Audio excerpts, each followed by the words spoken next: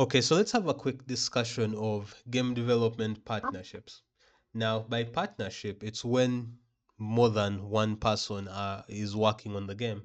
Now, a basic revenue share, as you can see, means that based off the performance of the game, so no one is being paid anything initially, everyone's only putting in sweat equity, but based off the performance of the game, the net profit is distributed by everyone in the revenue share. Here's a simple example. Let's say you have three developers.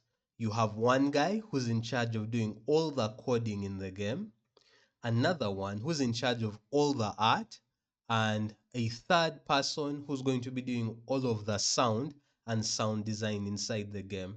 This, I think, is a healthy combination because video games fundamentally are all about coding, art, and sound. So everyone would be getting 33% of the money that the game makes. And when you come together as three, you're probably friends or associates. This seems like a reasonably good deal. But what if when it comes down to the work time, because we measure work in different ways by assets or by time, but let's say that coding ended up taking about 1,000 hours to get the game up and running.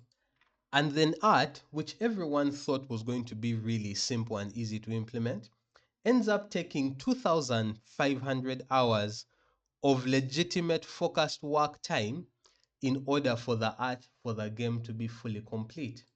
And then sound, it turned out that the person who was brought on for sound design basically used a lot of their previous mixtapes, bought some assets from different asset stores for like footsteps, sword animations, and so they literally only needed to spend 250 hours working on sound.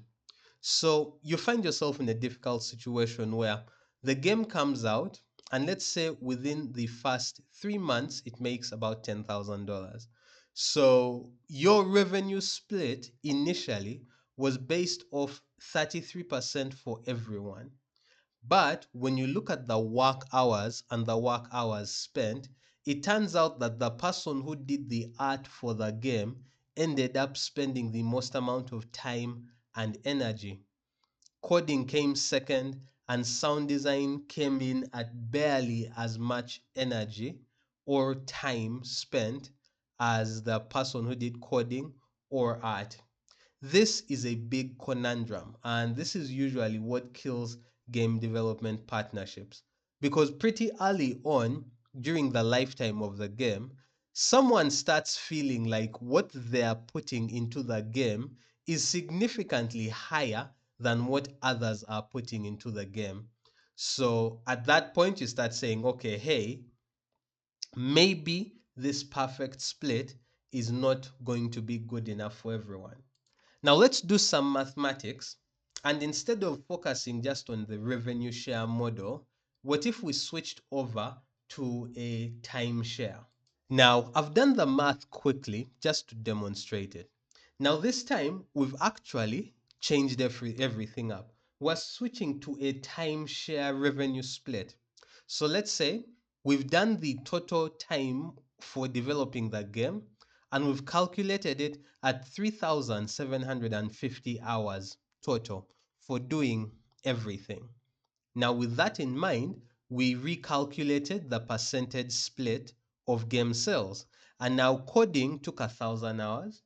So the coder gets 26.6% of the revenue net, rather the net profit of the game. Art takes 66% of the net revenue of the game because it took the highest amount of time, hours, and energy. And then sound comes out at just 6% because it took the lowest amount of time and energy. This is a much more fair split, according to me. And the reason why I'm sharing this with you is because what I'm sharing with you now is pretty close to reality that small dev teams face. Everyone's doing some work, but some people will end up doing more work than others.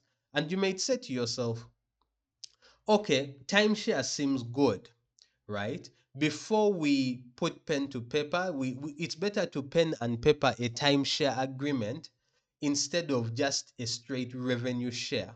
And I'm going to share with you how you can comfortably do it and how you can execute it and follow through with it. So this is like the simple version, okay? You can make it more complex based off your needs. So the very first thing you're going to have to do is you're going to need to sit down with your team and measure work output with a vertical slice. Let's say your game has 100 levels. Make a vertical slice with, let's say, 1 or 3 levels, and everyone measures their ability to output. How many models can you put together?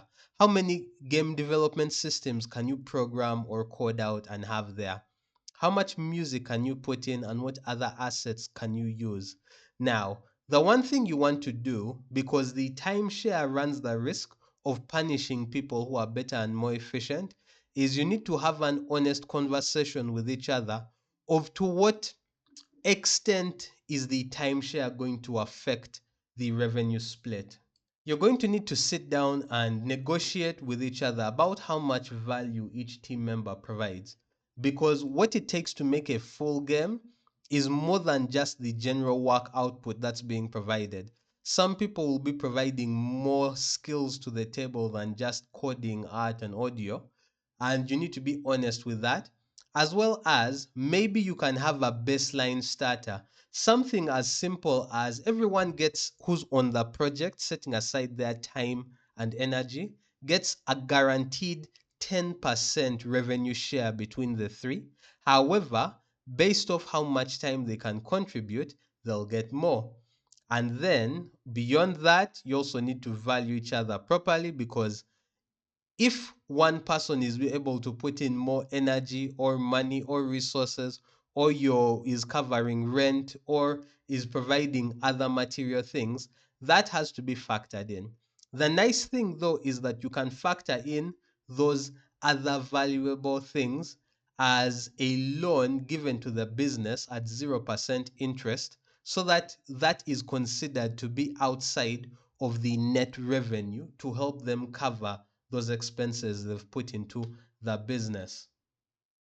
Now, the last part is after you've penned a basic agreement, then you can measure your work output and have meetings on performance to evaluate each other and improve. So, essentially, week to week, you need to be able to look at your milestones and say who contributed what, and appreciate each other and evaluate and make sure that the way that you've decided your rather the way that you measured your work output is lining up with your value as the game project progresses. And that's why having clear milestones is important, but that's a different conversation. And through this, you can make sure that everyone gets like a fair cut of the profits when you're entirely done.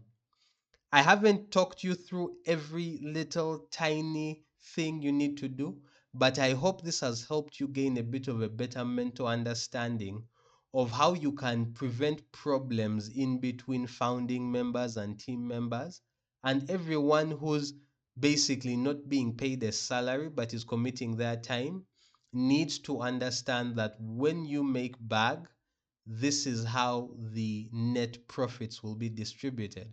I hope this has been helpful to you. You have a good week ahead.